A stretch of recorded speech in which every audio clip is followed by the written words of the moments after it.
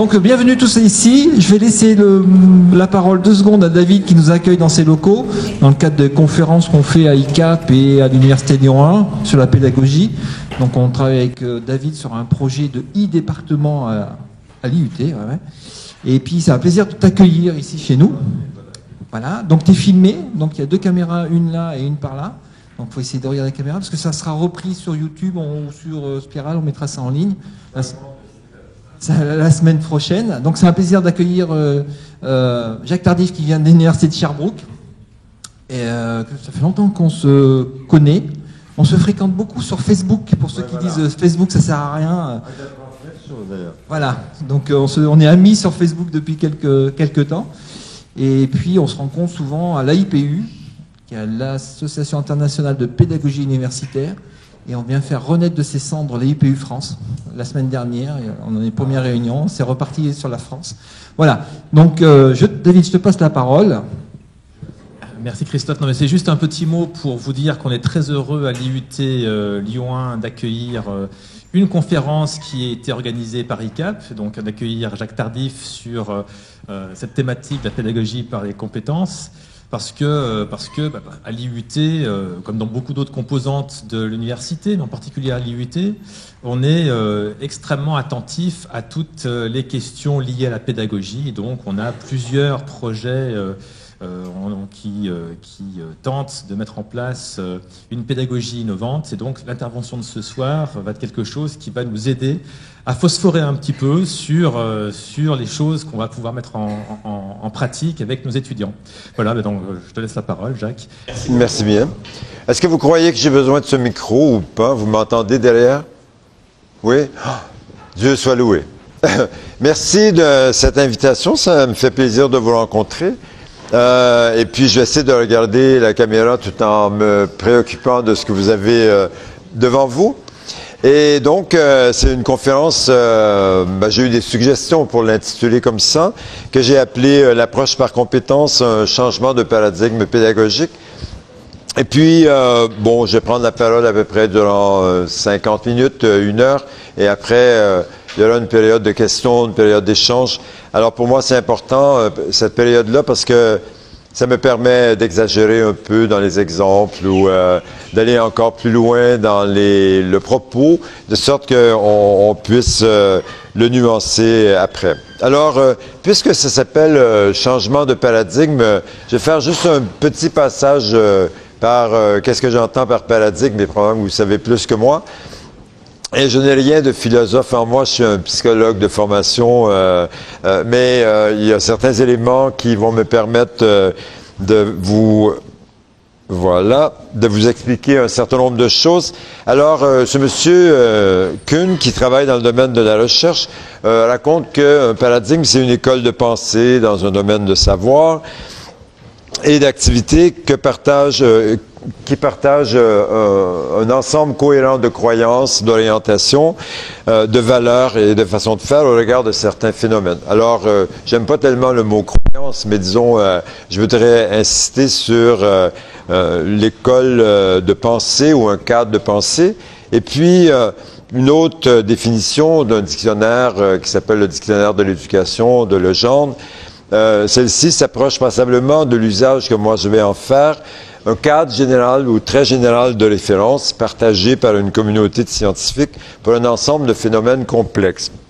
Alors, j'oserais dire que l'apprentissage, l'évaluation des apprentissages et finalement l'enseignement, ce sont des phénomènes complexes et que quand on parle de compétences, on utilise un cadre particulier pour y réfléchir. Ce qui m'intéresse, c'est la dernière diapositive sur les paradigmes. Ce qui m'intéresse dans ça, c'est notamment ceci. Le paradigme, ça permet de situer le contexte d'étude des phénomènes concernés.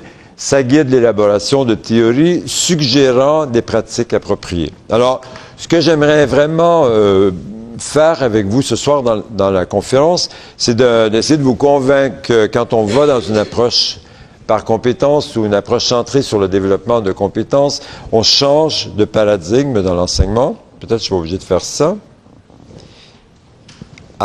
Mon ordinateur a un problème depuis que je suis en France et vous allez vous allez observer que parfois, je dois sortir de là et recommencer. Ça va arriver bientôt, mais je vais le faire après. Voilà. Et donc, je dirais, c'est la thèse que j'essaie de défendre, mais je sais que vous êtes un jury plutôt agréable et vous allez être conciliant par rapport à mes propos. Et donc, la thèse, c'est que nous passons d'un paradigme de l'enseignement à un paradigme de l'apprentissage et que c'est ce paradigme-là, tel que j'ai défini, qui nous aide à élaborer des théories, surtout ces théories guident la pratique, qui vont orienter nos choix, nos réflexions, nos propositions. Je vais faire quelques petits détours comme ça. Je suis préoccupé aussi de partager avec vous pourquoi tout à coup on parle d'approche par compétence. Alors, moi, je suis un psychologue de l'éducation, je serais un clinicien non pratiquant, mais je suis très préoccupé par l'influence qu'on a sur les élèves, les étudiants, avec les programmes que nous avons mis en place et les lacunes de ces programmes-là. Et je suis aussi un chercheur, et donc le dogme, la secte ne m'intéresse pas tellement, à vrai dire, ça ne m'intéresse pas du tout, mais je cherche à documenter pourquoi aller vers ceci, pourquoi cela, et qu'est-ce qui nous permet de progresser davantage. Et donc, je vais établir cette distinction conceptuelle. Voilà. Et la petite flèche en bas ou le continuum en bas est extrêmement important pour moi. Alors, je dirais que quand on est dans des approches par compétence, on est à ce bout-ci d'un continuum. On pourrait situer l'enseignement... mais là, il faudrait que je me retourne. Je vais faire comme si vous étiez devant, j'étais comme vous.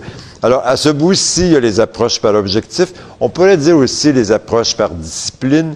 Ce qui les caractérise énormément, c'est le fractionnement ou le morcellement. Par exemple, on est dans le domaine de l'ingénierie, on enseigne à des gens des cours en maths, on enseigne des cours en physique, on enseigne des cours en résistance des matériaux, on enseigne des cours sur les circuits électroniques, et voilà.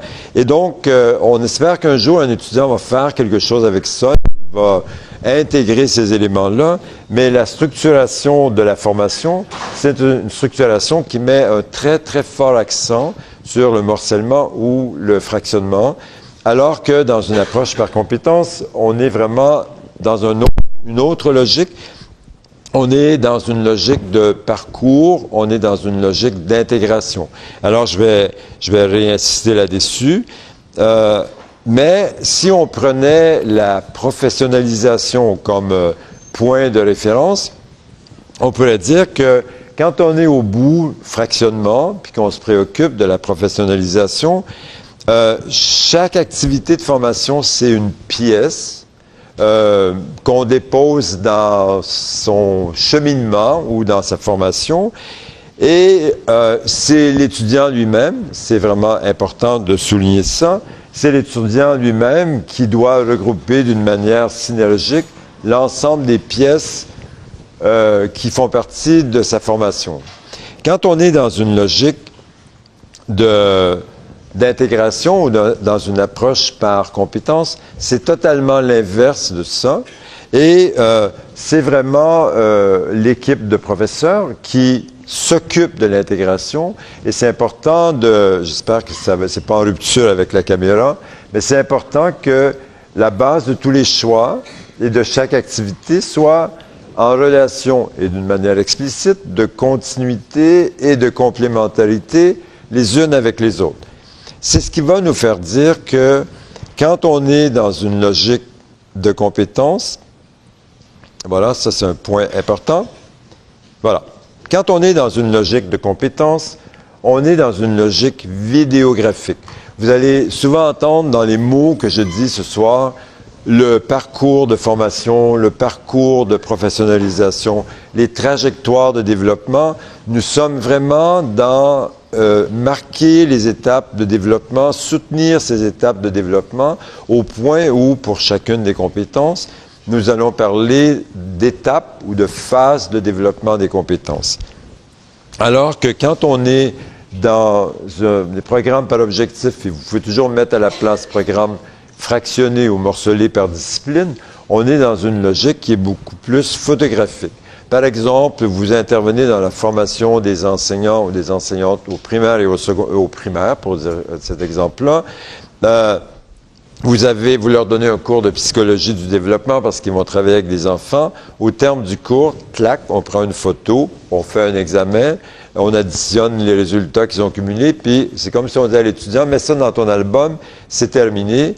Et c'est intéressant aussi parce que l'étudiant peut-être ne va plus jamais rencontrer le prof qui a enseigné ça, c'est pas grave.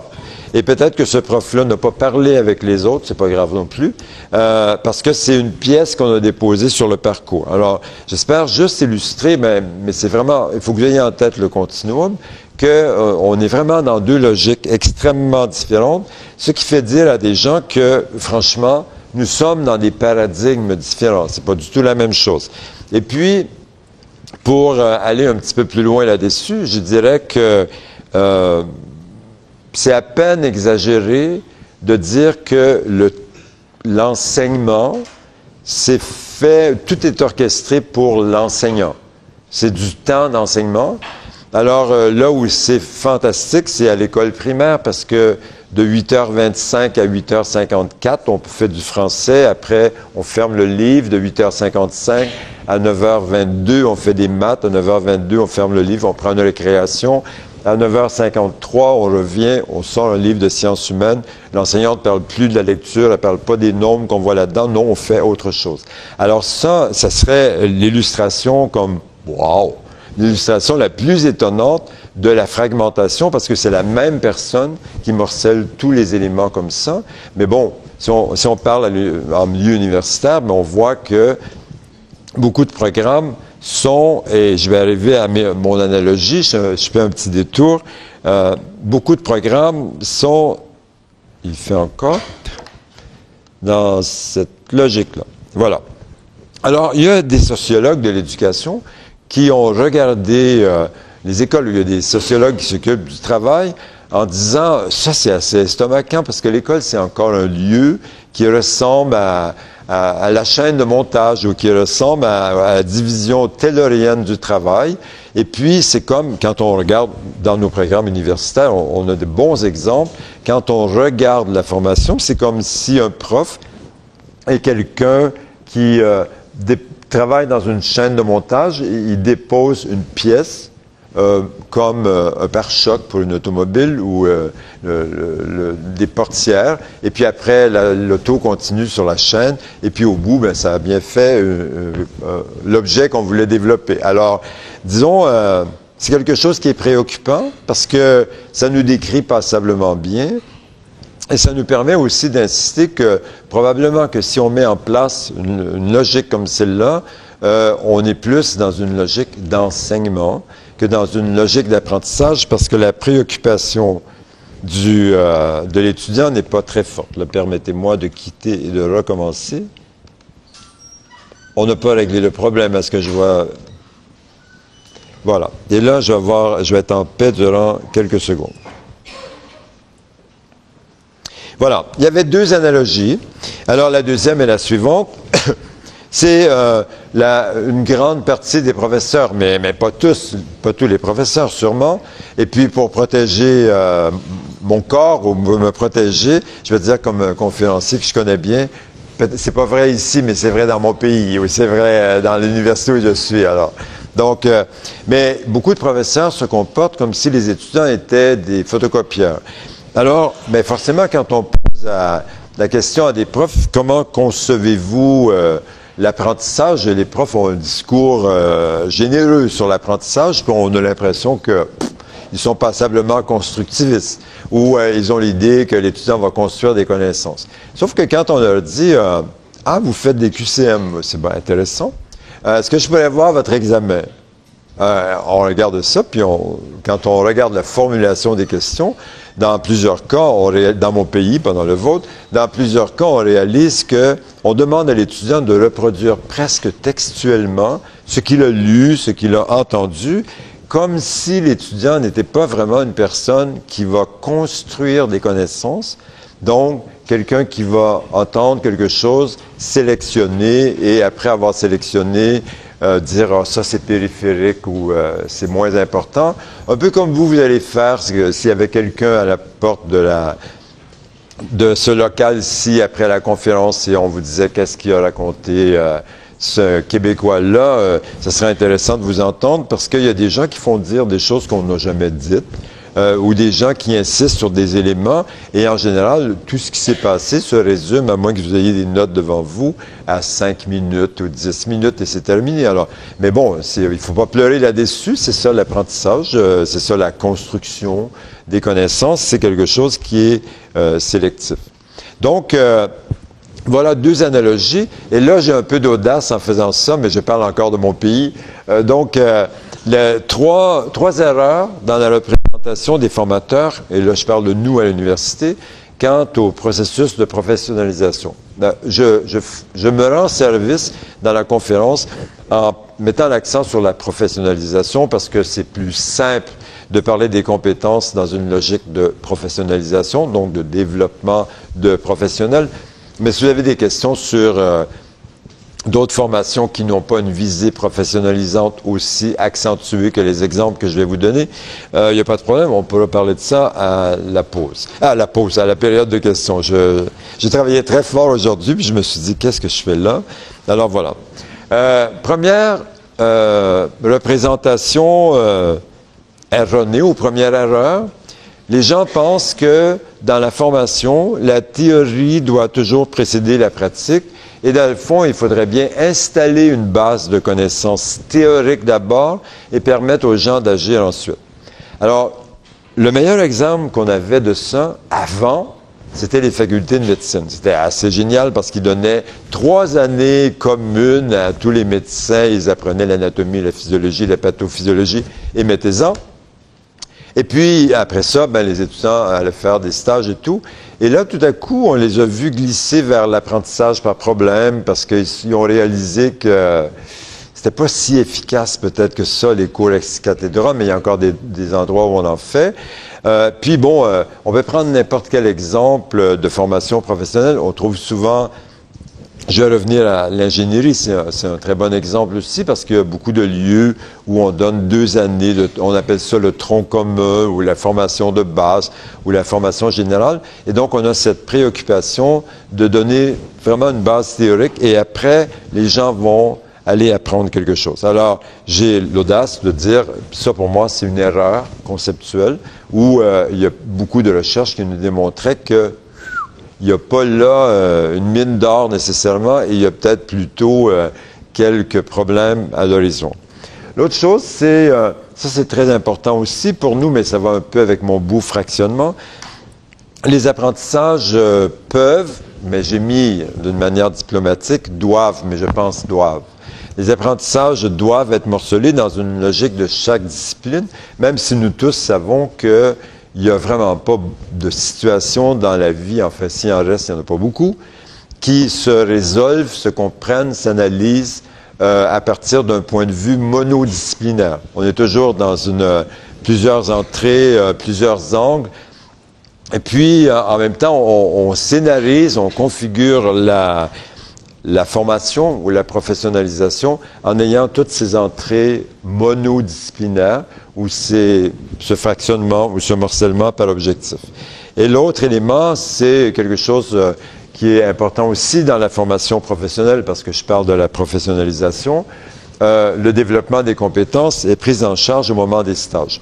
Moi, je trouve ça vraiment fascinant parce que je suis passionné par les compétences, ça m'agite, ça m'excite, ça me fait rêver. Et puis, il y a beaucoup d'endroits, je dis, écoutez, je ressors mon continuum, là. Programme par objectif, programme par compétence et tout. Puis je dis aux gens, pour apaiser les tensions, il y a un curseur là-dessus. On déplace le curseur. Si vous voulez, on peut être 100% compétence, mais si vous voulez, on peut être 20% compétence. Mais l'important, c'est de bouger un peu le curseur. Qu'est-ce que j'entends le plus souvent? J'entends le plus souvent la conclusion suivante.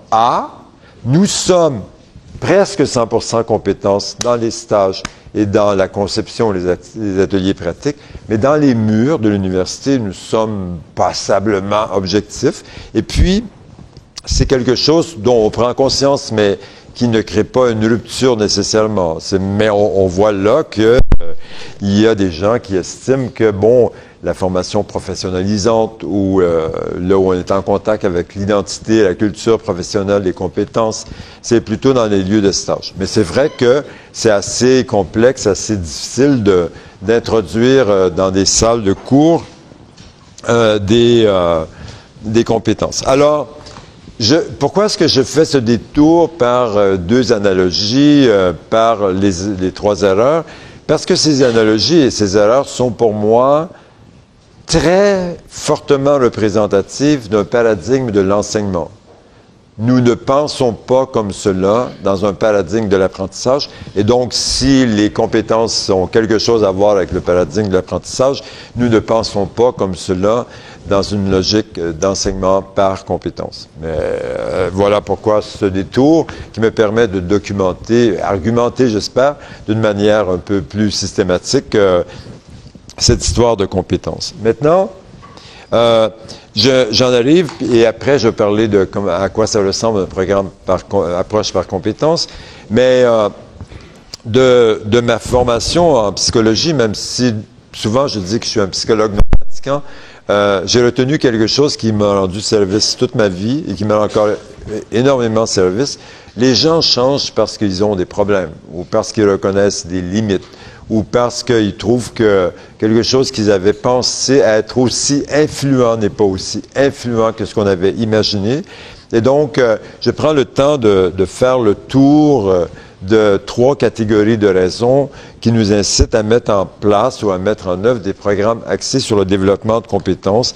Et c'est assez bien documenté par des recherches et des choses comme ça. Et moi, personnellement, quand j'accompagne des équipes dans passer d'un programme défini par l'objectif à un programme par compétence, je m'organise toujours pour dire, mais quels sont les problèmes que vous voulez changer, les problèmes que vous avez diagnostiqués, et au fur et à mesure, à chaque année, on fait une régulation sur, est-ce qu'on a créé des nouveaux problèmes ou est-ce qu'on est en train de changer, d'apporter des changements significatifs ou pas. Là où je suis le plus inquiet, c'est quand ils me répondent « Ah, ça vient de Bologne, puis il faut que ce soit compatible Bologne », ou « Ça vient de quelque chose de politique, et là, il faudrait bien tourner quelques objectifs généraux en compétences. » Alors là, je trouve que c'est pas très, très fort. Donc, un petit passage sur des raisons qui incitent au changement. Et la première catégorie de raisons, c'est sur des raisons qui ont trait aux formations offertes en milieu universitaire. Donc, celles qu'on offre maintenant. Et il y a énormément de recherches, entre autres, dans le domaine de l'enseignement ou de la formation des enseignants qui ont documenté ça. Il y a d'autres recherches aussi, mais celles-ci ont documenté ça fortement. Puis, vous allez trouver là parfois des éléments ou des liens avec les erreurs dont j'ai parlé tout à l'heure. Une première raison, c'est les apprentissages que les étudiants font dans nos formations très fractionnantes ou morcelantes sont des apprentissages qui sont peu significatifs et des apprentissages qui sont peu transférables. Moi, j'ai entendu souvent, notamment dans des écoles d'ingénierie, des ingénieurs qui avaient 2 années de base mathématiques, physique, chimie, tout ce que vous voulez. Et quand ils commençaient des projets en 3e année, ils disaient diable, c'est comme si les étudiants n'avaient jamais appris quelque chose en mathématiques. Il y en a qui disent on doit recommencer ou on doit faire quelque chose. Le problème n'est pas tellement que les étudiants n'ont pas appris. Le problème est que les étudiants ont appris quelque chose de théorique qui est resté théorique. C'est ancré nulle part. C'est contextualisé dans aucun problème, aucune réalité d'ingénierie. Pour parler des ingénieurs, c'est un peu normal que ça soit pas vraiment significatif et pas vraiment transférant. Disons, pour sortir de ça, et juste vous donner un exemple, supposons qu'on estimait dans cette université, mais non, je ne les connais pas, une université qu'il faut que les professionnels que nous formons aient des cours en sur la communication, parce qu'on trouve que interagir avec le patient, le client, l'élève, tout ça, c'est fondamental, et que l'université a des problèmes budgétaires importants. Ça fait que le recteur, s'il comprend bien la manière dont on morcelle nos trucs, il pourrait m'engager, moi, si j'étais un grand expert de la communication, pour enseigner la communication à 1500 personnes. Parce que je fais quelque chose, je présente des informations. Mais dans la salle, moi, je donne des cours théoriques, émetteurs, récepteurs, bruit dans la communication, machin comme ça. Mais dans la salle, il y a des gens qui sont dans une formation en droit. Il y a des gens qui sont dans une formation en enseignement. Il y a des gens qui sont dans une formation en médecine. Il y a des gens qui sont dans une formation en soins infirmiers. Puis il y a des gens qui sont dans une formation en fiscalité. Pensez-vous honnêtement que ces 1500 personnes vont pouvoir contextualiser mes théories si bien présentées sur les PowerPoint à des réalités concrètes qui vont leur permettre d'expliquer des phénomènes? Et ça, c'est un peu, je prends cet exemple qui est un peu excessif, mais qui n'est pas faux, et c'est la limite de nos enseignements qui ne sont pas contextualisants, ou on pourrait dire autrement, qui ne permettent pas aux étudiants d'ancrer des connaissances concrètement dans des réalités. Pourquoi tant d'universités se sont dirigées dans les facultés de médecine vers l'apprentissage par problème? C'est justement pour ce que j'essayais d'illustrer avec mon exemple sur la communication.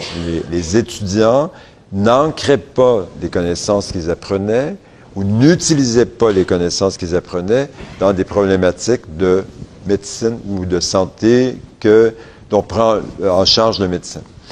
Une autre, ça rejoint une erreur. Les apprentissages sont essentiellement théoriques et fortement disciplinaires, alors j'ai pas besoin d'insister là-dessus. Et puis ici, quelque chose qui est important, mais on est toujours dans les limites de la formation. Ça veut dire, l'étudiant a fait une formation dans ce milieu-là et on dit, au terme de la formation, qu'est-ce qui s'est passé? Alors ça, c'est important. C'est un très faible développement de compétences qui sont relatives à la résolution, surtout à la résolution de problèmes complexes, de problèmes flous et de problèmes qui présentent des enjeux éthiques. C'est un peu normal aussi parce qu'on enseigne la théorie, puis après, on demande à l'étudiant d'appliquer les théories, mais on aseptise, si je peux prendre un mot de la médecine, on épure les questions, les cas, les problèmes qu'on leur présente.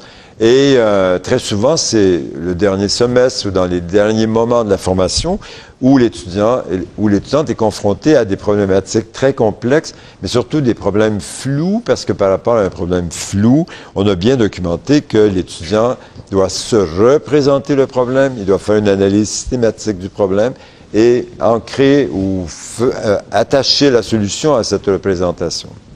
Et puis, une dernière raison qui est vraiment importante, c'est avec nous, les étudiants n'auraient pas vraiment développé la pensée critique. Très important, la flexibilité par rapport à des points de vue contradictoires, surtout par rapport à des interprétations multiples. Et il y a même des gens, ce monsieur Schoen, qui a tant travaillé sur la pensée réflexive, sur la réflexion dans l'action, lui disait... vous savez, quand vous formez les professionnels comme ça, de la théorie à la pratique, lui, il disait que c'était de la rationalité technique, mais c'est une traduction de l'anglais. Mais c'est pas le mot qui m'intéresse, c'est la conséquence. Et lui, il disait, vous formez souvent des professionnels qui ont une pensée algorithmique.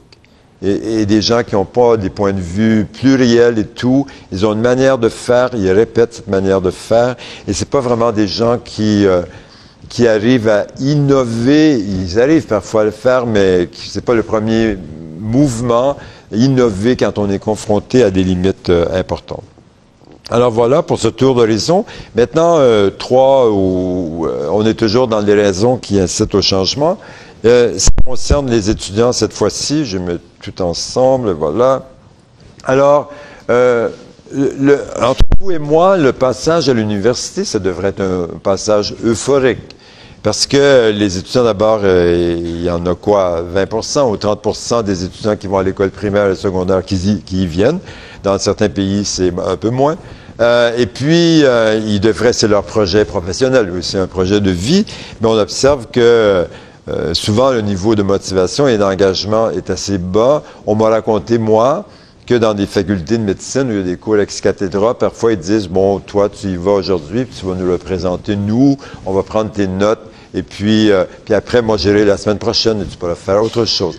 Alors, pour faire ça, ça veut dire qu'un étudiant n'est pas nécessairement engagé, ou il n'y a pas la même définition de l'engagement que moi. Et puis, ce qui est intéressant à noter aussi, c'est une baisse de la motivation au fur et à mesure de la formation.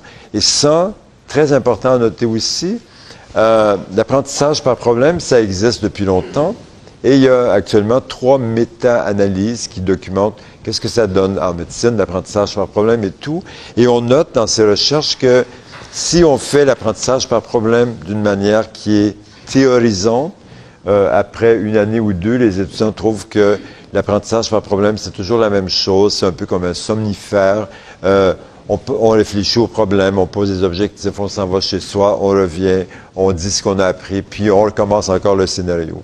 Et donc, c'est pas parce qu'on a fait une innovation que ça a créé la motivation en soi. Au début, ça peut la créer, mais il faut toujours être préoccupé par le sens, et je vais parler de ça tout à l'heure, le sens que l'étudiant va donner aux apprentissages et à sa formation. Et la dernière raison, une attribution limitée de sens aux apprentissages, mais je ne vais pas insister davantage parce que j'aurais, à mon avis, travaillé là-dessus tout à l'heure. Alors, je suis rendu c'est la dernière catégorie des raisons et ensuite on passe à quoi ça ressemble apprentissage par problème, une approche par compétence. Alors, ces raisons-ci sont, et je pourrais ne pas en parler finalement parce que je suis convaincu que vous êtes très consciente ou très conscient de ça, des raisons qui concernent la société de demain. Une première raison, mais qui était aussi dans d'autres dias, des problématiques de plus en plus complexes qui nécessitent des représentations exhaustives et nuancées. Alors, je ne vais pas recommencer mon discours pluridisciplinaire ou transdisciplinaire, mais vraiment des problématiques pour lesquelles on n'a pas de solution préexistantes ou des solutions prescrites. Il peut en avoir de temps en temps, mais ce n'est pas vraiment fréquent. Et aussi des problématiques qui requièrent des solutions pluridisciplinaires et transdisciplinaires. Et il y a un certain nombre d'écrits, un certain nombre de recherches qui disent si vous venez d'une formation qui a tout morcelé par discipline, ça serait assez étonnant que sans aucun soutien, vous arriviez à proposer des solutions qui sont marquées par un très fort degré ou très fort niveau de transdisciplinarité.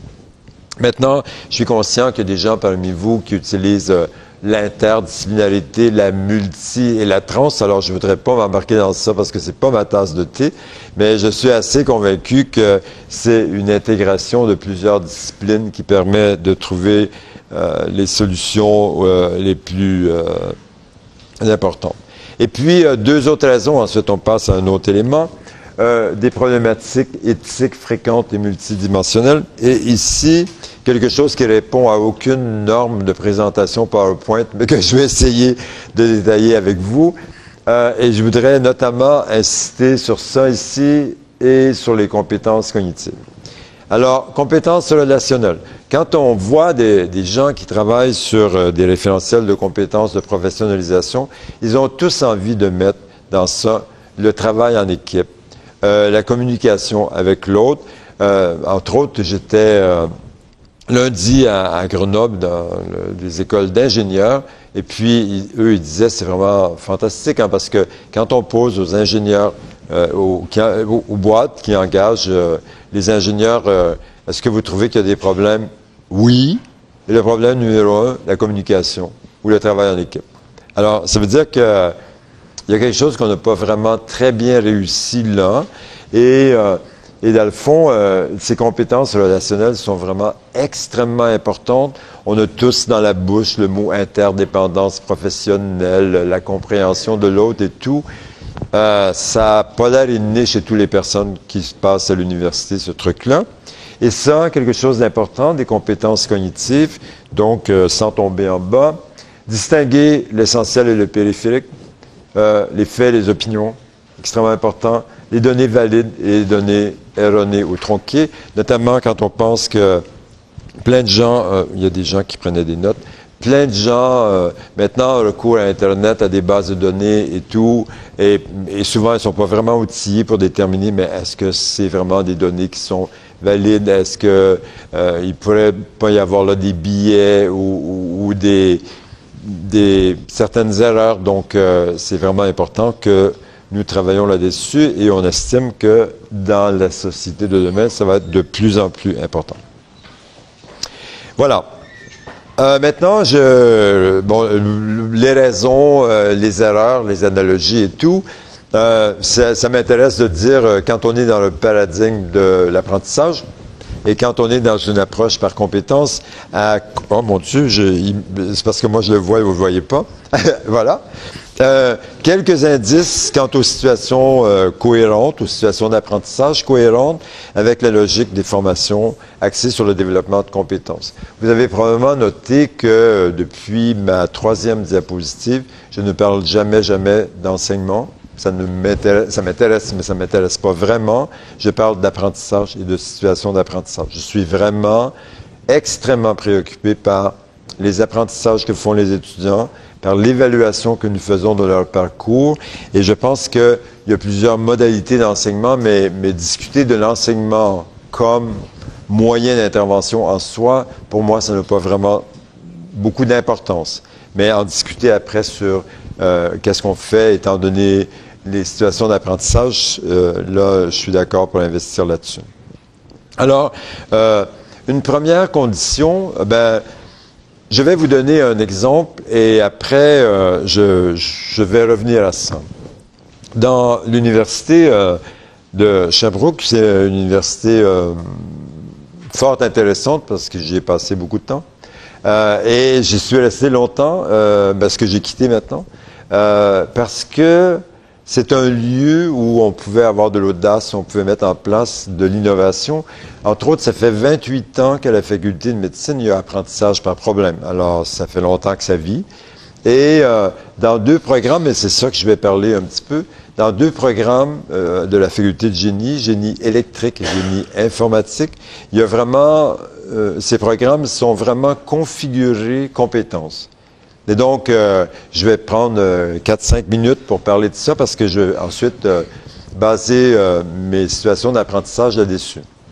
Alors, si vous allez dans ces programmes-là, souvent les gens disent « Ah, mais pour faire ça, ça prend un petit nombre d'étudiants parce que vous allez voir ce qu'ils font. Ils en ont 200. » Alors, c'est pas le petit nombre, là, ils ont 200 étudiants à chaque année et la formation dure 4 ans et ça veut dire 8 semestres. Les étudiants, durant 8 semestres, mais nos semestres durent 15 semaines, durant 8 semestres, vont concevoir 7 projets. Le premier projet est le seul qui est déterminé par l'équipe de profs et imposé aux étudiants.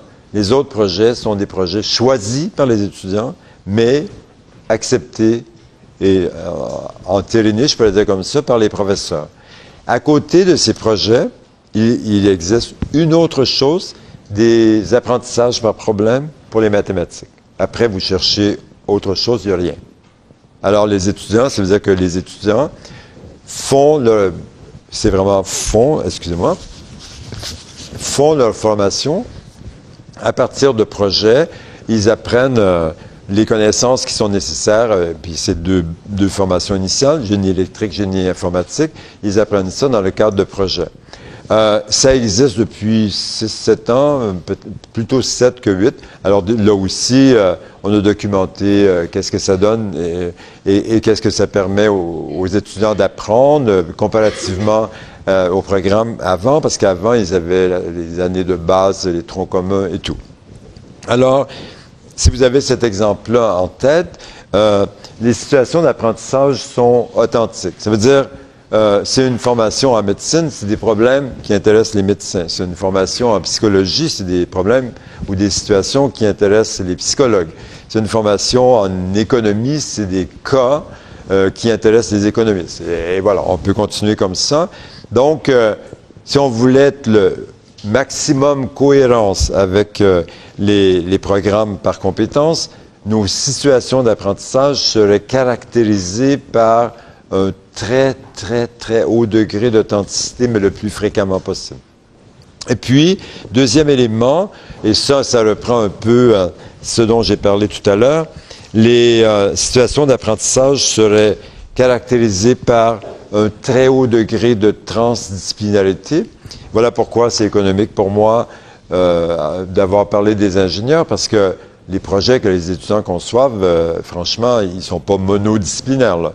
Ils sont transdisciplinaires. Et puis, je ne sais plus s'ils le font maintenant, mais je pense que c'est le cas. Ils donnaient, dans les premières années, le problème suivant aux étudiants. Vous devez concevoir un jouet robot pour des enfants autistes. Et dans 15 semaines, il y a des vrais enfants autistes qui vont jouer avec. Vous avez intérêt à ce qu'ils ne tombent pas dès le premier mouvement. Et puis, il y a des vrais ingénieurs qui vont évaluer votre projet. Votre bien livrable, si je parle comme un ingénieur.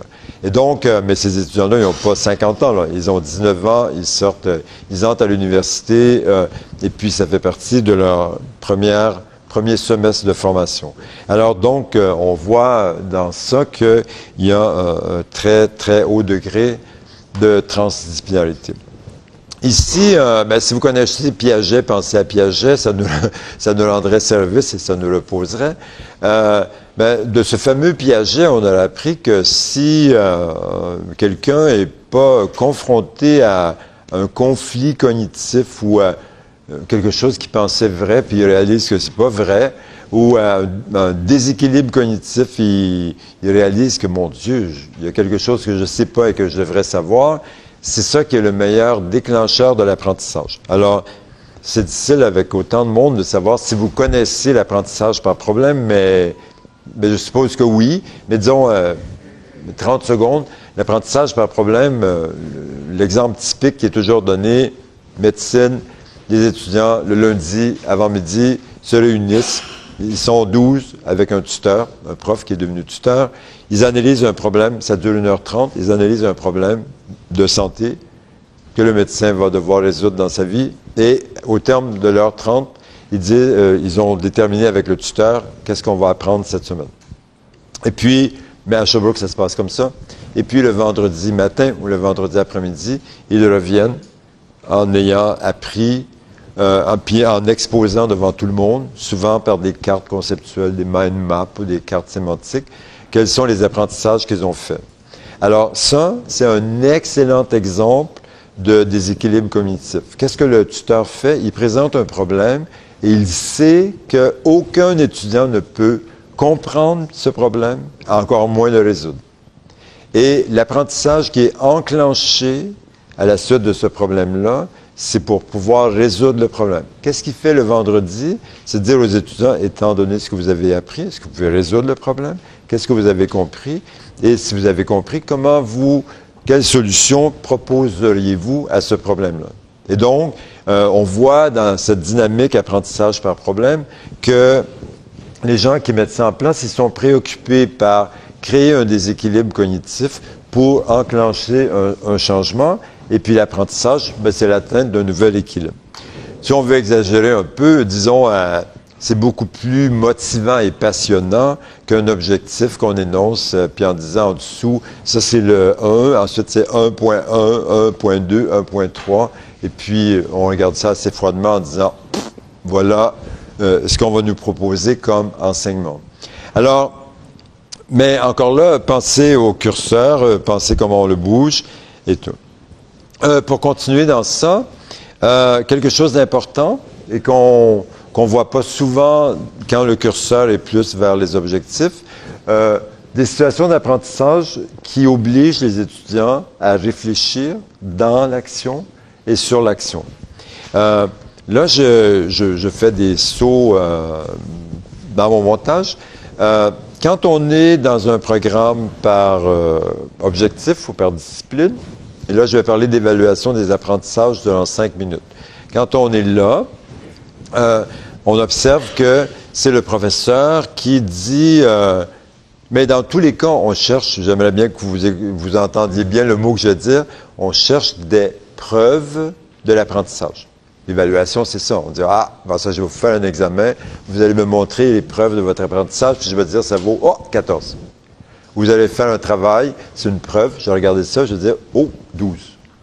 Alors, voilà. Mais le mot preuve, je l'ai amené avec moi sur mon continuum.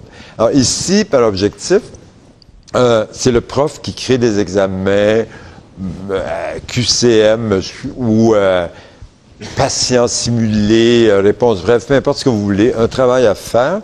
Et tout est déterminé par le prof, et c'est le prof qui, en plus, évalue, corrige ça, et puis dit, ben voilà ce que ça vaut. L'évaluation entre vous et moi, c'est un jugement. C'est une estimation de quelque chose. Et quand je dis à quelqu'un, vous avez 16, moi, je pense que c'est l'expression de ce qu'elle a appris ou de ce qu'il a appris. Quand on est 100%, quand on a poussé le curseur vers les compétences, c'est l'étudiant qui doit fournir les preuves de son apprentissage. Et c'est pour ça que ces gens-là disent, nous allons demander aux étudiants de faire un dossier d'apprentissage ou un portfolio ou quelque chose comme ça. Et dans ce portfolio, ce dossier d'apprentissage, nous allons demander à l'étudiant de faire une auto-évaluation pour documenter son parcours. Et ça, il y a franchement des lieux qui se font, des endroits où on fait cela. Et si vous avez des doutes sur l'existence des portfolios, alors tapez portfolio ou dossier d'apprentissage sur Internet, vous allez avoir des heures et des jours de lecture à faire. Puis on fait même ça dans les écoles primaires. La raison pour laquelle je parle de ça, c'est le portfolio ou le dossier d'apprentissage oblige l'étudiant à réfléchir dans l'action et sur l'action. Puis, entre autres, j'ai insisté beaucoup sur l'auto-évaluation de l'étudiant ou l'autorégulation. Mais encore là, ayez en tête le curseur qu'on déplace, et puis, selon qu'on déplace, si on parle d'évaluation des apprentissages, selon la position du curseur, c'est vous, comme prof, qui faites les efforts pour construire des outils d'évaluation, vous faites des consignes et tout, ou bien ici, c'est l'étudiant qui construit le dossier, vous le présente en disant, voilà mon évolution ou mon parcours. Ce qui est intéressant, qu'on ne voit pas souvent aussi, c'est des situations d'apprentissage qui, j'avais envie de dire, obligent, mais je m'y permettre, aux formateurs de rendre explicite leur expertise professionnelle.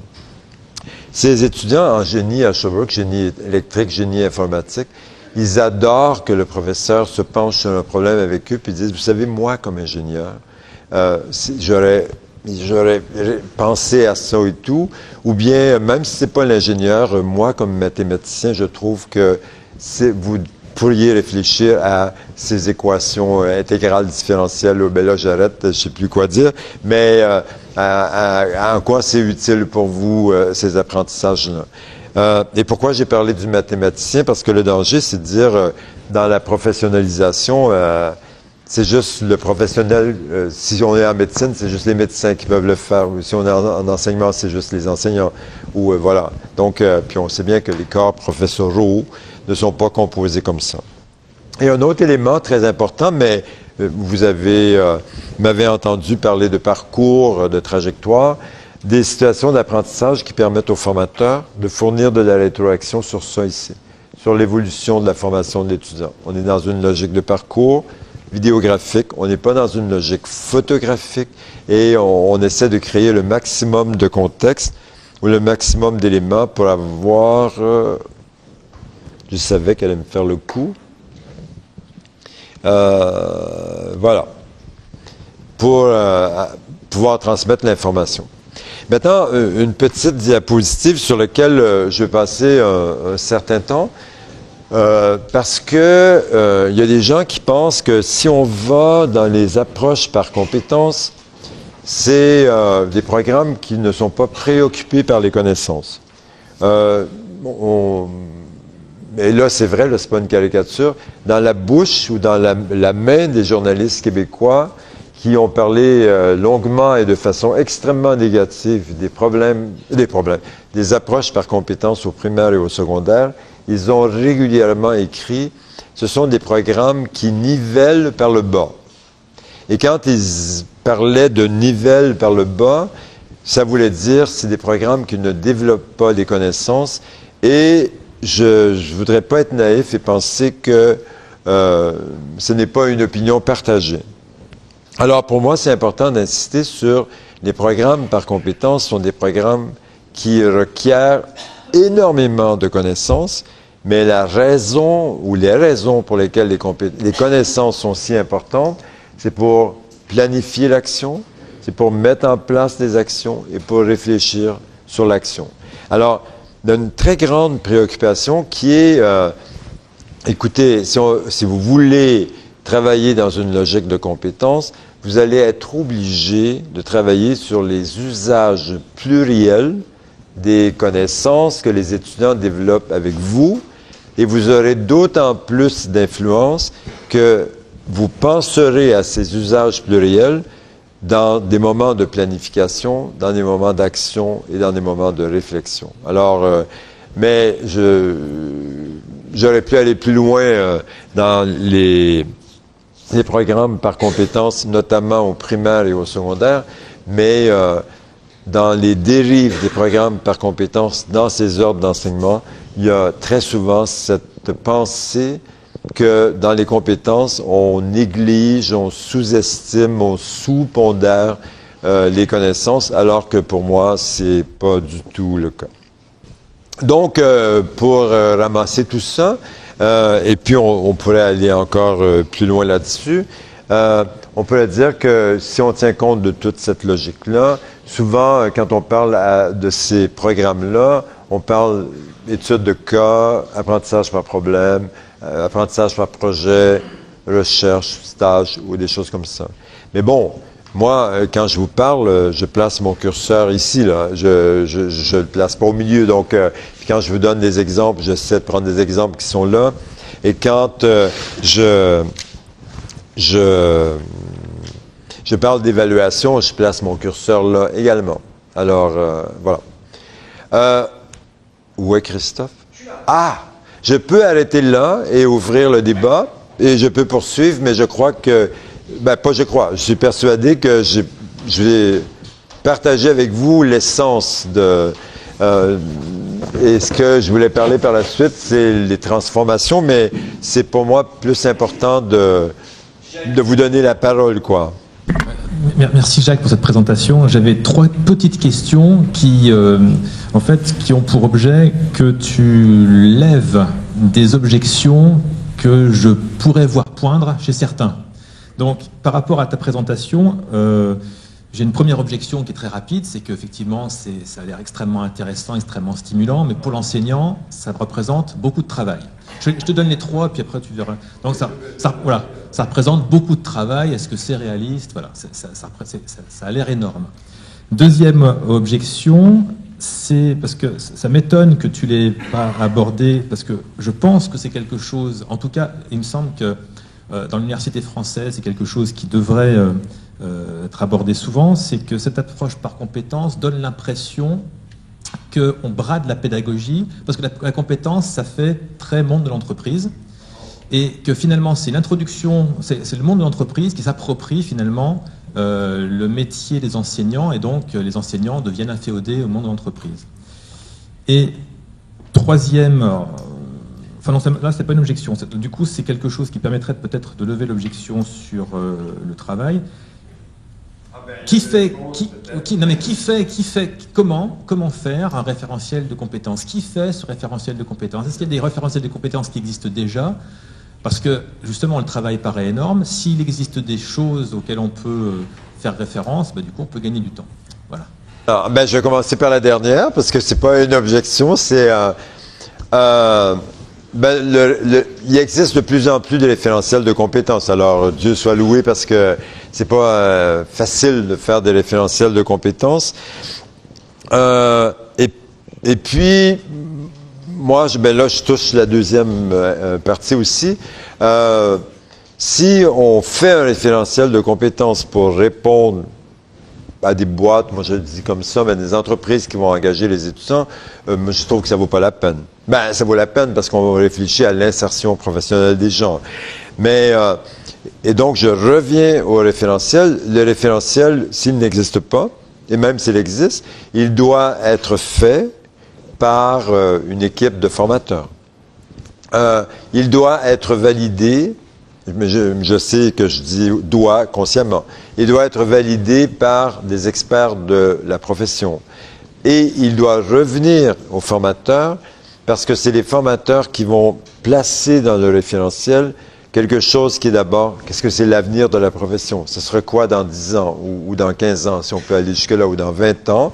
Et donc, faire en sorte que le référentiel ne soit pas une copie de ce qu'on a besoin demain dans des entreprises. Et donc, mais je ne crois pas vraiment que c'est les entreprises qui peuvent faire ça, parce que c'est les formateurs qui ont cette réflexion sur mais demain et après-demain. En tout cas, c'est nous qui devrions l'avoir. Donc, cette étape de validation est cependant pour moi très, très, très importante, parce que c'est une espèce de principe de réalité, quoi. Et puis, le deuxième, j'espère, le troisième, c'était facile parce que c'était une solution. Le deuxième, j'ai touché rapidement, mais je dirais, c'est quelque chose que j'entends très souvent. Et ici, même pas non, là, mais dans la France, c'est quelque chose qu'on entend encore plus souvent. Ça sent le pragmatisme nord-américain, ou ça sent l'utilitarisme anglo-saxon, ou ça a une odeur comme ça. Et puis, pour moi, par exemple, si vous dites que moi, je pense aux ingénieurs génie électrique, génie informatique à Sherbrooke. Moi, quand j'ai vu la première cohorte qui a conçu des jouets robots pour les enfants autistiques, non, mais autistes, moi, je pensais qu'il y avait 50 carrières, ces gens-là. J'ai pas pensé que c'était des jeunes gamins qui sortaient, ou des jeunes gamines qui sortaient du collégial. Et puis, ce que ça nous a mis dans la figure, c'est comment, ça c'est un défi, comment chaque production est tellement différente de l'autre, et nous, comme profs, c'est de dire comment pouvons-nous avoir des critères qui prennent en compte les différences individuelles dans la création, la conception de ces jouets robots-là. Et ça, c'est un très bon défi pour l'évaluation, parce que on est bien à l'aise avec QCM ou réponse brève pour noter, mais dès que ça devient un peu plus complexe, on n'a pas, je pense, beaucoup d'expérience dans le développement de critères. En tout cas, on a besoin d'en développer. Donc, je dirais que, pour moi, les compétences, ce que j'en ai vu jusqu'à maintenant, dans le domaine de la santé, les infirmières ou les soins infirmiers, on en voit, il y a beaucoup de programmes qui travaillent par ça. Même elles disent, c'est vraiment estomaquant comment les étudiants analysent différemment la situation de santé. Ils font des propositions qui parfois sont étonnantes, auxquelles on n'avait pas vraiment pensé, mais qui sont judicieusement appuyées sur des connaissances. La première est, c'est peut-être le coût du changement, mais les exigences du changement. Le premier tour de roue, ou le premier cycle de vie du programme, mettons, vous avez une formation qui dure 3 ans, ou vous avez des masters dans ça, 4 ou 5, c'est toujours plus coûteux en termes d'énergie, parce que, mettons, si vous étiez dans la logique des situations d'apprentissage que j'ai présentées là, il faut bâtir les situations d'apprentissage et il faut réfléchir aux problèmes, aux cas, ou peu importe l'orientation que vous prenez. Et puis, il y a quelque chose auquel on doit être extrêmement attentif. Je m'excuse. Pourtant, j'ai appris de ma mère qu'il ne faut pas faire ça, mais elle disait qu'il ne faut pas se promener les doigts dans le nez devant les gens. Mais j'ai perdu mon idée. Ah, il faut, oui, voilà, je l'ai. Il ne faut pas que je parle de ma mère, quoi. Je dirais que je vais citer Philippe Pernoud, OK? Philippe Pernoud, Genève, c'est tout près de chez vous. Lui, il a fait un certain nombre d'observations, puis il a écrit un livre, mais ça fait déjà un certain temps. Et je crois que le vrai titre du livre, c'est « Le métier d'élève ». Des élèves, au primaire et au secondaire. Et son livre a comme 300 pages ou quelque chose comme ça. Mais moi, quand j'ai fermé le livre, et là, j'ai parlé comme un Français, parce que les Québécois disent pas ça, ou comme un Suisse, je me suis dit, ça, c'est incroyable. Le métier d'élève, c'est redire ce que la maîtresse veut entendre. C'est tout.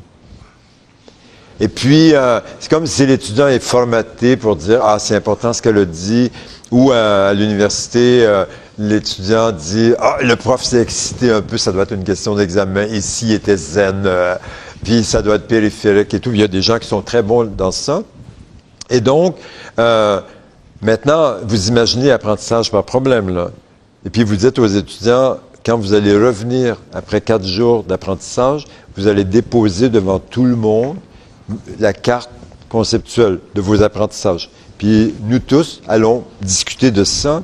Ça ne fait pas partie du métier d'élève, parce que là, il n'y a rien que la maîtresse voulait savoir, là. C'est juste ce que vous avez pensé. Et c'est tellement exigeant qu'il faut donner une formation aux étudiants. Et il faut aussi donner une formation aux profs si votre curseur il va très loin comme ça. Mais ce n'est pas des longues formations, mais c'est juste dire, vous étiez, mettons, je place mon curseur ici. Vous étiez un prof qui planifiait l'enseignement. Vous aviez prévu faire le tour de tout un champ disciplinaire donné. Vous avez fait une séquence des présentations avec vos objectifs d'apprentissage. Et donc, vous étiez un très bon conférencier. Vous aviez des exemples et tout. Et dans le fond, l'avenir qui était devant vous était prévisible. Dans le sens que si vous avez donné le cours 2-3 fois, vous savez à peu près les questions que les étudiants vont poser.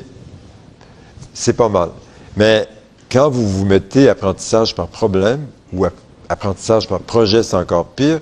Mais les étudiants arrivent avec toutes sortes de choses auxquelles vous n'avez même pas pensé. Et la posture que vous avez n'est pas une posture d'enseigner quelque chose, mais moi, je prends ce que lui me propose et je suis quelqu'un qui valide les apprentissages qu'il a construits. Alors ça, entre vous et moi, c'est un travail tellement différent qu'il faut donner un soutien au prof en disant ben, comment vous faites ça? Mon Dieu, je réponds longuement à votre question, mais à Maastricht, c'est une université quand même où il y a beaucoup apprentissage par problème. Je pense que tous les programmes ont apprentissage par problème. Et il y avait là, il a changé d'université, mais un psychologue, Hank Schmidt, qui faisait beaucoup de recherches. Et dans un des derniers articles, ou avant-dernier qu'il a publié, c'est vraiment très intéressant parce que c'est comme s'il documentait comment, très lentement, en étant bon, les profs tuent l'engagement de l'étudiant. Donc, j'utilise des mots conscients là. Et ce que les profs font, c'est, par exemple, dans l'apprentissage par problème, c'est vraiment, les étudiants exposent ce qu'ils ont appris, le prof discute avec eux, et puis il y a quelqu'un dans le groupe qui fait des synthèses, c'est l'étudiant qui est des étudiants, puis bon, le prof valide les connaissances. Mais il y a des profs qui sont, ben, si vous avez jamais fait ça, la première fois que vous allez faire ça, vous allez dire, c'est long en diable, ça. Et puis, il y a des profs qui disent, ben, écoutez, on va régler le problème, je vais vous donner une petite capsule de 2 minutes. Mais la petite capsule de 2 minutes d'enseignement théorique, la session suivante, c'est 5. Et après, mais les étudiants cessent de lire. Ils attendent que le prof livre quelque chose, mais ils disent au prof, vous parlez vraiment clairement, vos schémas sont magnifiques, est-ce que je pourrais avoir une copie de votre PowerPoint? Et là, vous essayez de parler théoriquement de l'engagement des étudiants, mais donc, j'ai profité de votre question pour parler de conditions de mise en œuvre ou conditions de mise en place.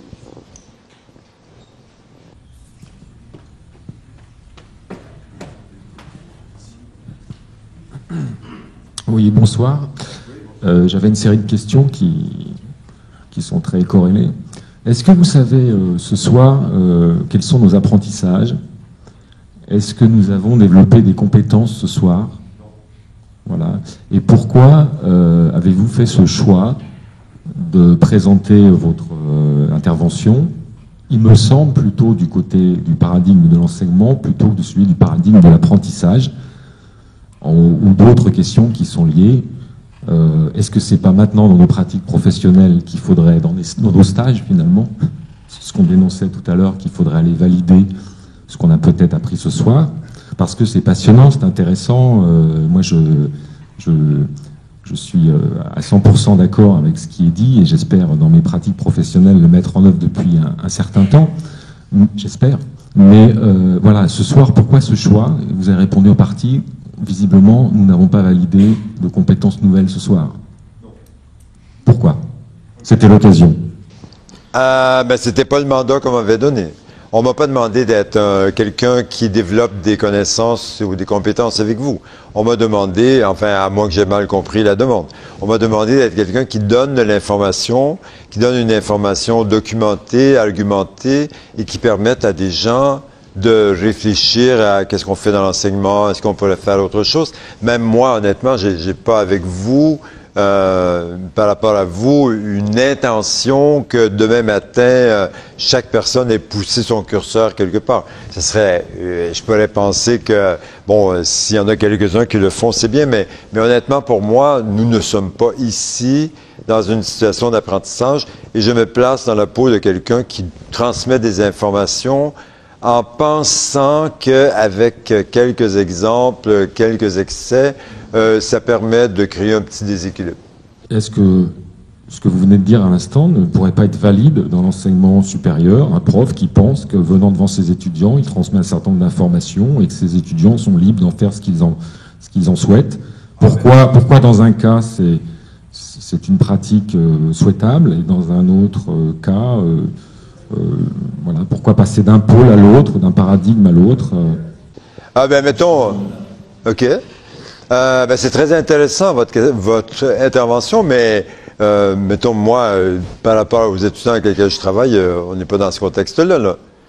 Et puis, si vous m'aviez demandé quelles sont les intentions que j'ai par rapport à vous, quelles sont les intentions d'apprentissage, j'en ai pas. Mais si vous me demandez, quand je travaille avec les étudiants, quelles sont vos intentions d'apprentissage, je suis désolé, j'en ai plusieurs. Là. Alors, pour moi, c'est pas... Non.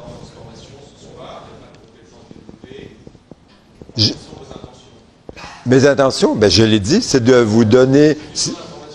C'est vous donner... Non, mais c'est de vous donner de l'information et puis que cette information, j'espère, je cherche des exemples pour que ça fasse sens pour vous. C'est de démarrer un processus dans l'université, c'est-à-dire que c'est filmé, ça sera remis sur le serveur de l'université.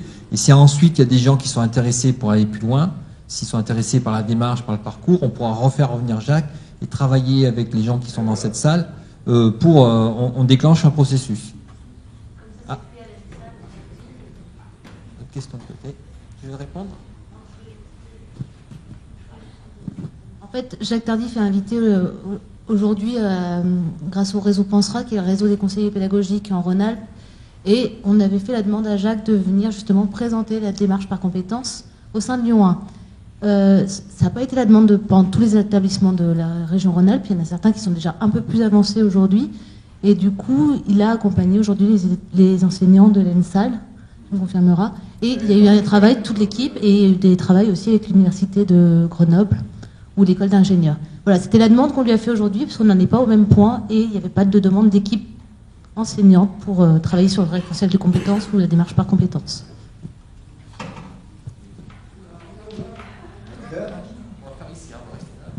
Bonsoir. J'ai une question un peu pratique à partir de ce que vous avez développé. On essaye en 3e cycle de médecine générale à Lyon de travailler et de mettre en place un programme d'enseignement, qui n'est pas de l'enseignement, mais fondé sur le développement des compétences en médecine générale. Et une difficulté qu'on a, enfin que moi je trouve qu'on a en tant que coordonnateur, c'est comment on peut inférer à partir des cas et des situations d'apprentissage, comment on peut inférer l'acquisition de compétences. Si je reviens à... attendez, je vais commencer autrement. On peut dire, cette histoire de compétence, la compétence, on ne pourra jamais voir toutes ces manifestations. Donc, on pourrait penser que c'est un iceberg. Puis, nous, on essaie par toutes sortes de moyens d'avoir l'accès à la compétence, mais on voit la partie émerger. Et puis, là où on y arrive plus facilement, c'est mon expérience, c'est quand le curseur est passablement vers les compétences et qu'on demande à l'étudiant de documenter le parcours. Mais plus on s'éloigne de ça, et plus c'est le prof qui doit comme construire des outils pour demander à l'autre est-ce que est-ce que vous avez appris ça, ou peu importe la manière dont vous posez la question, mais plus on s'éloigne de la logique de parcours, parce qu'on s'en va dans une logique où c'est comme si on prenait des instantanés. Mais on voit bien, vous avez rappelé, Céline, que j'étais à l'ENSAL aujourd'hui, que c'est les projets, ça donne beaucoup d'informations, la conception de projet, ça donne beaucoup d'informations à l'architecte, mais en même temps, leur questionnement, c'est de dire comment je peux avoir accès aux connaissances qu'ils ont construites pour soutenir les compétences qu'ils mettent en œuvre.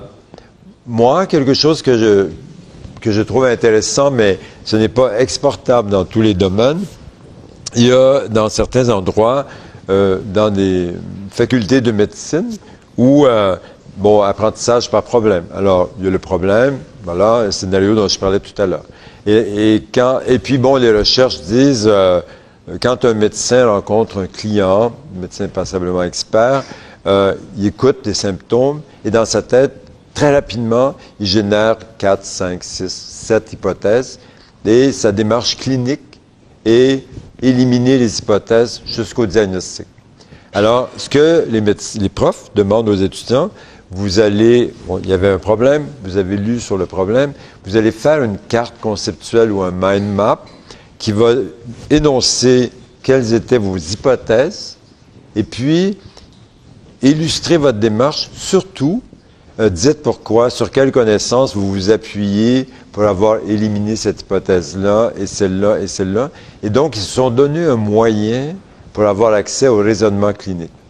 Mais, ça peut paraître un exemple fascinant, ça l'est à mon avis, mais je suis convaincu que ce n'est pas tous les domaines qui permettent d'avoir accès, ou c'est pas une radiographie, mais d'expliciter quelque chose comme ça. Oui, j'avais juste envie un peu de rebondir par rapport à ce qui s'est passé tout à l'heure. Moi, je suis consultante RH et Vous êtes quoi? Consultante ressources humaines. Je viens du monde de l'entreprise et je suis associée de l'université et je prends en charge, entre autres, un module PPP, projet personnel et professionnel. Ce sont des modules qui ont été introduits depuis le début des années 2000 dans les IUT et c'est purement d'approche compétences. Et la difficulté qu'on rencontre en permanence, c'est d'être coincé dans des formats un petit peu comme vous l'êtes ce soir, dans la méthode conférence. C'est-à-dire qu'on est coincé dans des formats qui correspondent au premier paradigme et on est censé travailler dans le second. Je donne quelques exemples de ces formats. Par exemple, la notation sur 20, par exemple, les effectifs à gérer, le fait qu'on gère de la masse et qu'on ne peut pas avoir de relations individualisées avec des étudiants qui sont en groupe de TD ou d'amphi, etc. Une évaluation qui est pensée que sur le modèle quantitatif et pas qualitatif, etc., etc. Et toute la difficulté est là, c'est-à-dire comment développer le nouveau paradigme dans un contexte entièrement pensé sur le premier. On le voit ici ce soir, on est en mode conférence. Et je pense que c'est la grande difficulté, et j'entends bien ce qui s'est dit tout à l'heure par rapport à ça. Maintenant, j'ai aussi quand même envie un tout petit peu de réagir par rapport aux dérives qu'il peut y avoir par rapport à l'approche par compétences. En entreprise, on n'évalue effectivement jamais les connaissances des salariés et des personnels, on évalue la performance, la compétence, et parfois dans des entreprises très avancées, dans les services RH, on évalue le potentiel.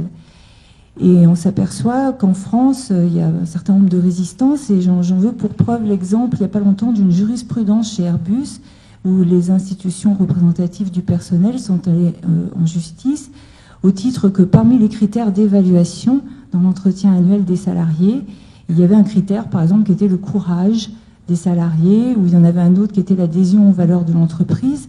Et donc, ce qui est finalement mis en accusation ici, et qui, je pense, peut s'entendre et est intéressant à envisager, c'est une sorte de dérive psychologisante de l'approche par compétence. Parce qu'effectivement, évaluer une connaissance 2 + 2 = 4, c'est pas pareil qu'évaluer des choses comme on le fait, par exemple, nous, en PPP, la capacité à s'organiser, le leadership, la capacité à gérer des priorités, la capacité à gérer son stress, etc., etc. Donc, où on s'arrête, finalement, par rapport à cette dérive, si je fais la comparaison avec ce qui se passe en entreprise, on peut très bien se poser la question aussi, nous, quand on est dans les approches compétences en milieu universitaire, Notamment, le gros problème, je trouve, au-delà des formats qui nous coincent dans le premier paradigme, c'est la question de l'évaluation. C'est-à-dire comment on va évaluer.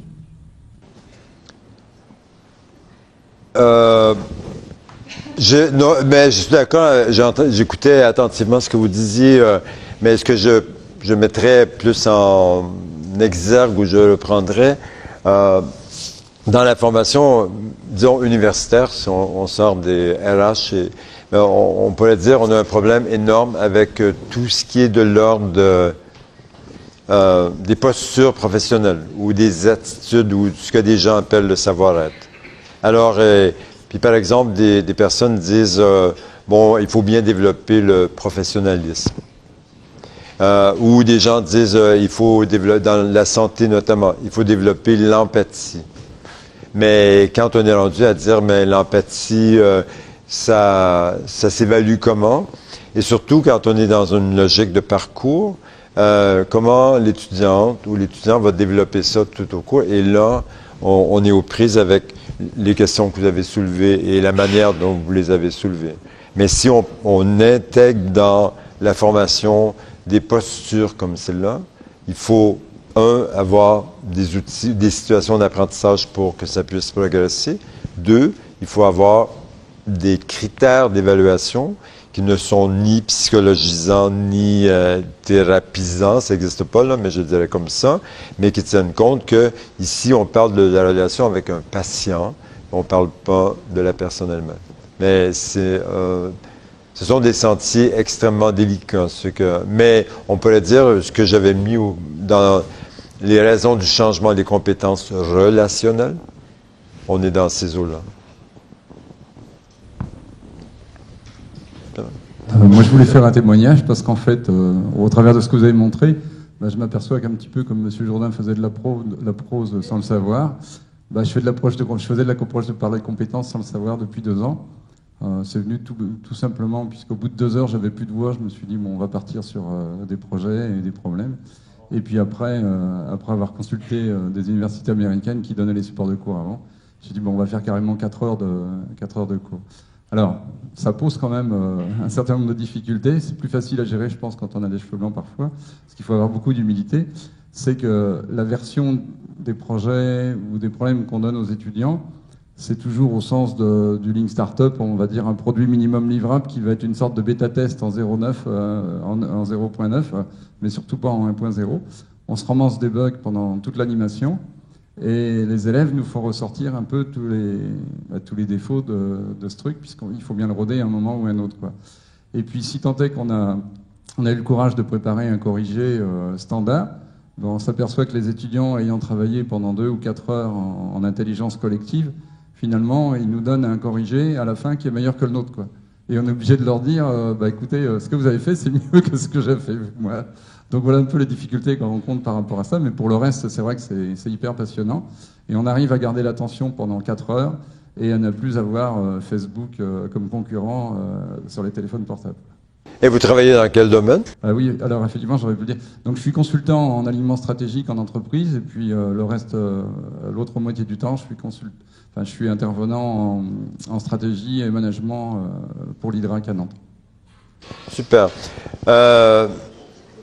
Mais si vous n'étiez pas le seul, et je pense que vous êtes le seul à faire ça dans l'endroit où vous êtes, mais s'il y avait plusieurs personnes, et là ça devient intéressant dans la continuité, et on n'est pas nécessairement aux prises avec toutes les limites que vous avez mentionnées au début. Mais il faut dire qu'en 15 semaines ou en 16, l'étudiant ne peut pas aller dans une conception exigeante jusqu'au bout du produit livrable. Mais merci. Bonjour, merci de ce que vous avez parlé. Moi, je le vis tous les jours puisque je suis à la fois dans l'université et dans le milieu de formation professionnelle. Donc le projet, c'est tous les jours. J'ai toujours une problématique, c'est la couverture. Lorsqu'on est dans le premier paradigme, on sait ce qu'on veut transmettre et on a couvert tous les domaines. Lorsqu'on est dans le deuxième, on ne sait pas toujours où vont les étudiants ou les élèves ou les apprentisseurs. Excusez-moi du terme, mais c'est comme ça qu'on l'utilise. Et comment vous le garantissez, l'université de Sherbrooke, comment le fait-elle? Parce que c'est quelque chose qui est très difficile à faire. Comment va-t-on prévoir la réaction des enseignants des recevants de l'information dans le projet? Est-ce qu'ils vont couvrir tout le domaine qu'on veut leur enseigner? Mais c'est une question intéressante, mais on peut y répondre d'une manière gentille ou on peut répondre d'une manière moins gentille. Je vais prendre la moins gentille au début. Non, mais je vais revenir à celle-là. On peut... prenons, vous évaluez les étudiants, pas vous, mais vous tous, là. Les étudiants sur 20 et tout, et la note de passage, je crois, c'est 12, et puis des étudiants peuvent avoir 10 quelque part, et s'ils pondèrent le 10, ça fait 12 s'ils réussissent, OK? Mettons, si vous avez un ingénieur, pour prendre quelque chose comme une formation comme celle-là, qui a réussi les cours de base avec 12 toujours, entre vous et moi, il y a des lacunes épouvantables dans sa base de connaissances, là. C'est inimaginable. Et en plus, on ne saurait pas ce qu'il ne connaît pas.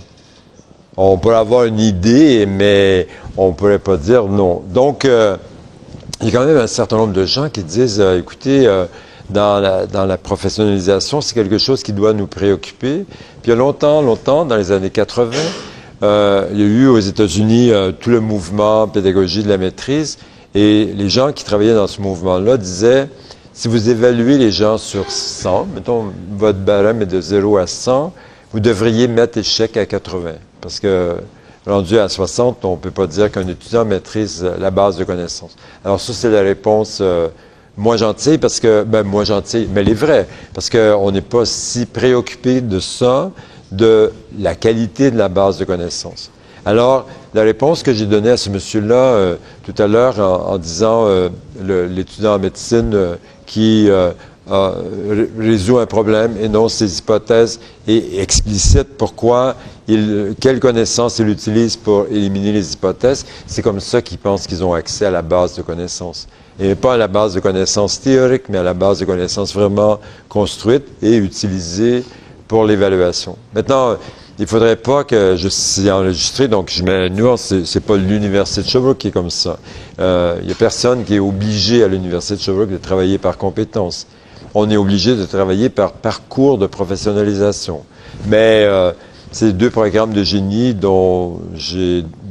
que j'ai cités en exemple tout à l'heure, dans la même faculté, il y a 3 autres programmes de génie, dont un n'est pas du tout innovant. Mais pour nous, c'est pas un problème. C'est un choix d'équipe de formateurs.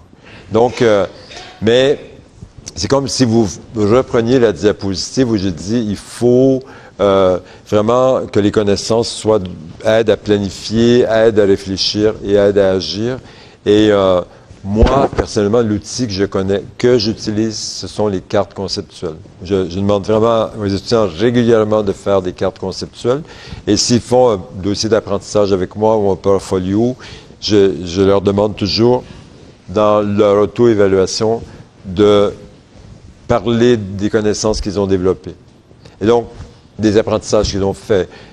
En ayant l'impression que, au lieu de couvrir mon programme, j'essaie de déterminer avec des collègues quelle est la base de connaissances incontournable.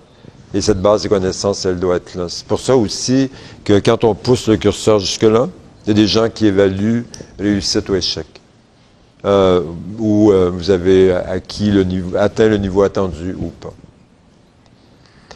Mais il faut travailler sur les outils. C'est une préoccupation très importante que vous avez là. Plus de questions? Ils sont sages, hein? Les gars de Saint-Étienne, là, vous avez fait de la route et tout?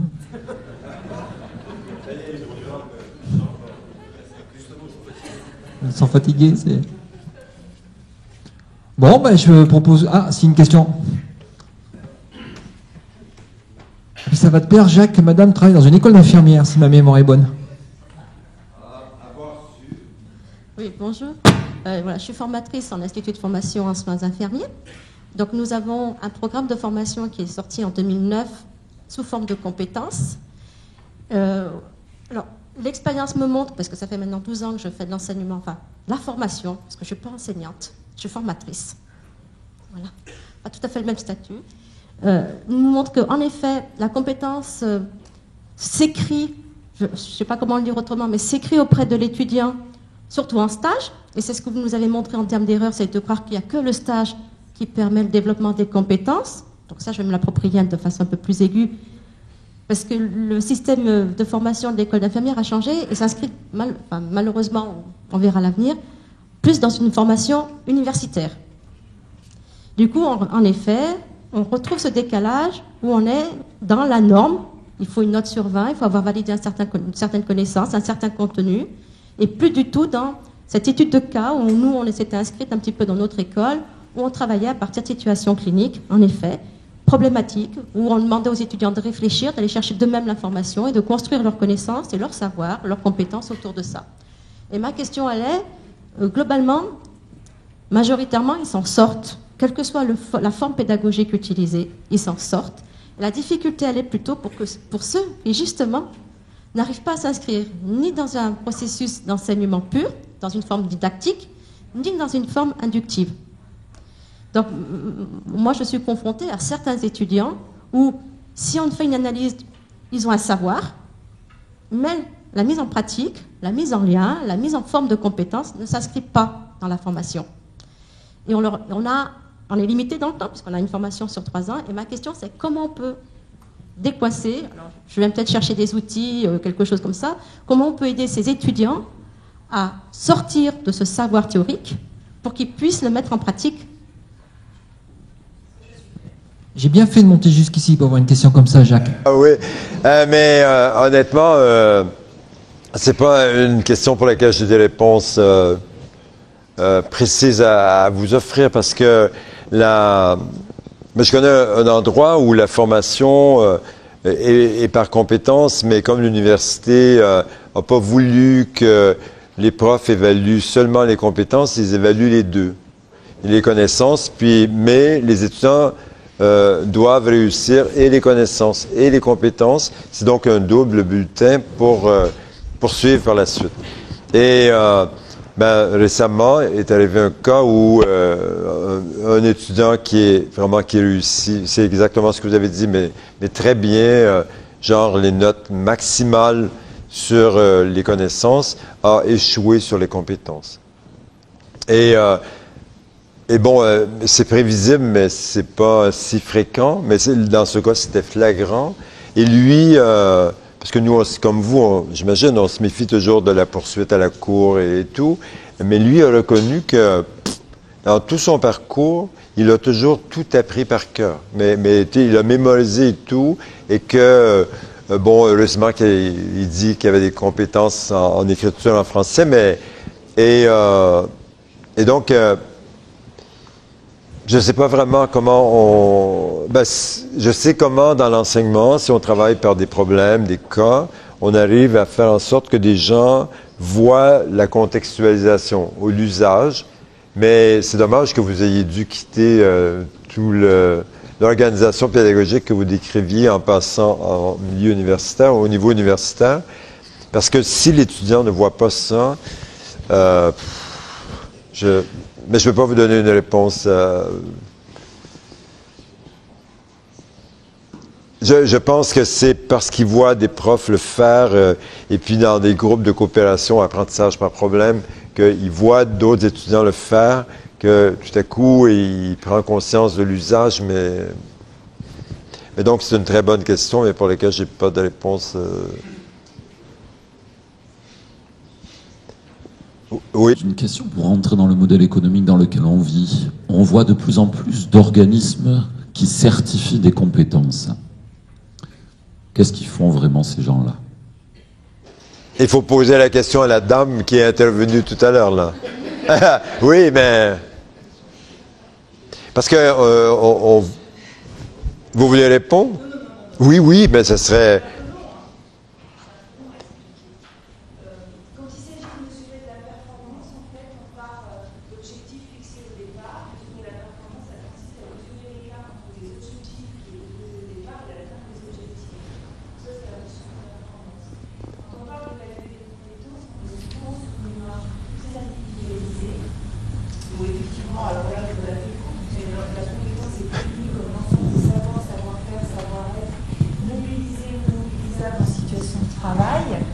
Donc en fait, véritablement, ce que chaque acteur au travail peut mobiliser comme savoir, savoir-faire, savoir-être dans le travail qui lui est demandé. Alors, si vous voulez, j'ai à votre disposition des exemples de grilles d'évaluation de compétences que je pourrais vous montrer sur des postes spécifiques et on voit à peu près... C'est un peu provocateur parce qu'il y a eu une réunion hier sur des compétences à la gestion des projets avec des organismes certificateurs de compétences en gestion de projet. Et suite à une 35 heures de formation. Et j'avais du coup une difficulté à appréhender comment un organisme peut aller délivrer une certification de compétences à travers une action de formation préalable qui était quand même très courte et où la mise en situation finalement ne consistait qu'à partager du vocabulaire. Normalement, il y a une évaluation à chaud et une évaluation à froid. Non, mais j'entends bien. Ça, je trouve qu'aujourd'hui, il y a quand même beaucoup de certifications qui parlent de certification de compétences et qui ne rentrent pas dans le modèle qui vient d'être présenté. Voilà, juste un écho à ceci. Il y aurait là quelques dérives, peut-être.